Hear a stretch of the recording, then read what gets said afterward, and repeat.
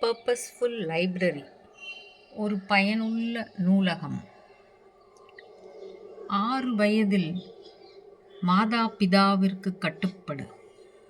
16 வயதில் மனதை கட்டுப்படுத்து. நிதமும் நற்சிந்தனைகளோடு விழித்துவிடு. 26 வயதில் கேள்வி ஞானத்தில் தேர்ச்சி பெற்றுவிடு. 36 வயதில்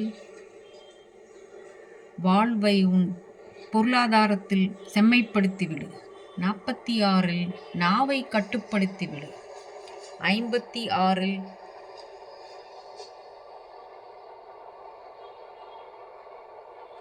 வாழ்வின் 2ஆம் கட்டத்திற்கு தயாராகிவிடு.